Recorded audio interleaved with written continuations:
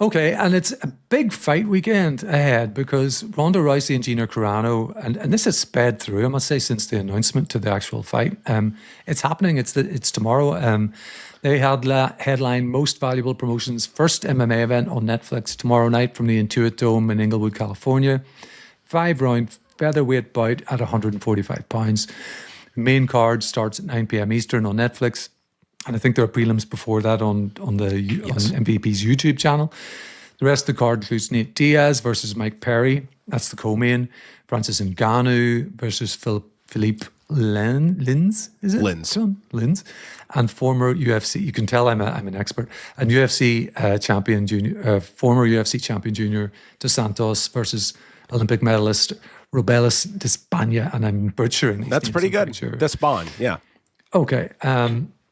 John wrote a really great column on this on the site asking the key question, is there a future in this for Netflix? Both women have said pretty much that this is going to be it for them. So beyond tomorrow night, where do they go with this and what kind of viewership is there going to be and what sort of interest is there going to be? For my part, I really am quite interested in this. I want to see it. Maybe not live because it's going to be at a pretty ridiculous time for me.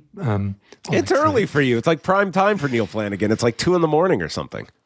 That's just the start, though, isn't it? No, that's the start. You're right. I do think this will be a lot. The top 3 fights, for whatever reason, are all scheduled as 5-round fights. I don't know why they made them 5 rounds for 3 of them. I don't see that main event could be over in 2 minutes, if that. I mean, there's the possibility for it, but.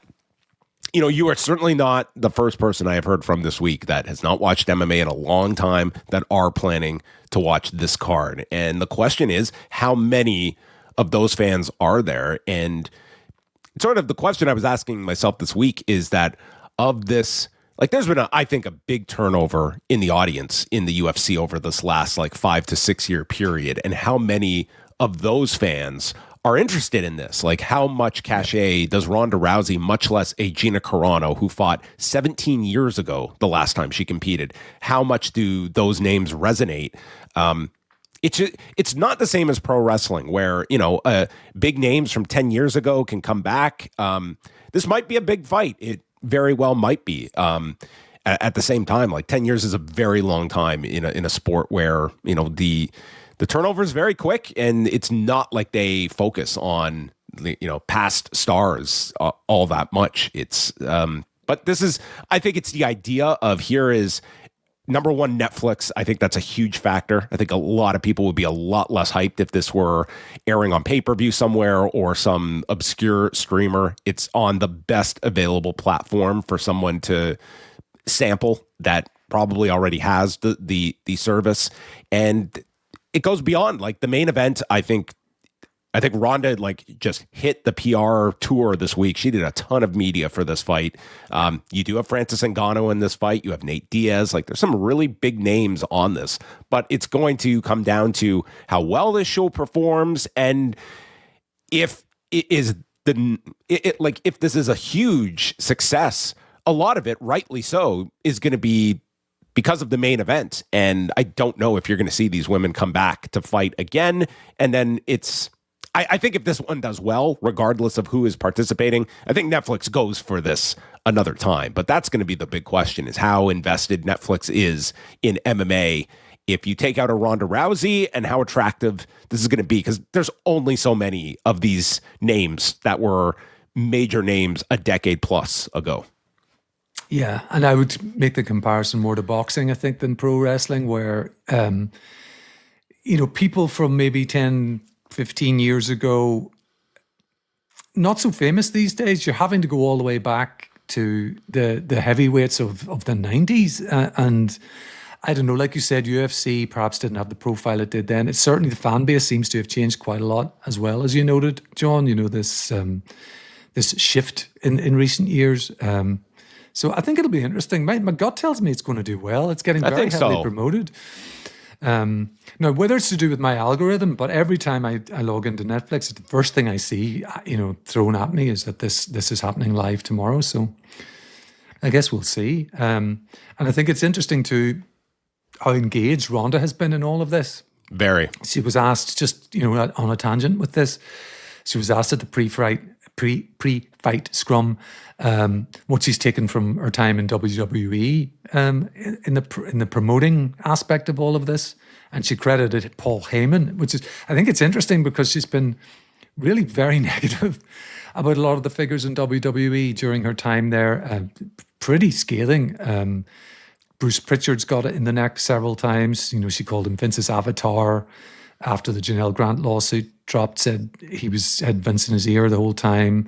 Vince could go fuck himself, you know, all of that sort of stuff. But with Heyman, she said she'd learned a lot from him about organizing her thoughts for press conferences and always bringing everything back to selling the fight. And she's been applying that in the last few weeks and months. It's been visible. She's been in genuinely very strong promotional form, I think, in this whole run-up.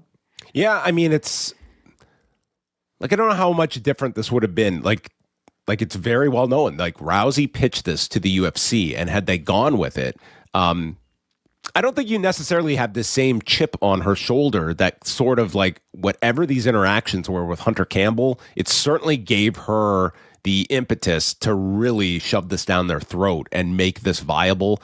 And, like, certainly she's done some great interviews in the lead up to this. They're not directed at Gina Carano, but sort of the idea of this card is this is something totally different from the UFC. And I think some people are looking for an alternative on a night when the UFC is running the apex. And it seems like it's just the perfect example of what fans are kind of tired of with the UFC, and just this wash, rinse, repeat formula for a lot of at least their fight night cards. And here you have something that the production is going to be high. There's nostalgia. There's a lot of big names on this show. And I think people just want to see like a different presentation of MMA that doesn't have UFC attached to it. So the curiosity is there. I think this one will do very well out of the gate. And hopefully, like, there is a fight on the main card with Saladin Parnasse and Kenneth Cross, and that's a really good fight. Like, that is MVP showing like they want to have like a really great fight on this card, and hopefully there's like a performance or two that stands out, but you've got this big halo effect from Gina Carano and Ronda Rousey, and hopefully something that you, the viewer, want to come back and see beyond just the curiosity of the main event. Yeah. And a big venue with a big crowd as well, which and lift the whole thing. Yeah, there's going to be over 15,000 tickets sold by the end of it. And it's this is not just going to be judged based on the tickets sold, but it's done very well. Like in Inglewood, it's probably a healthy gate. The fighter pay for this card is gigantic, just looking at these names and such. So, yeah, it's certainly going to, I think, have a lot of interest, and it's going to be curious to see how big of a deal this is on Saturday night among people's timelines, and if this one can really go outside of just mixed martial arts fans and bring the Neil Flanagans of the world together. Yeah.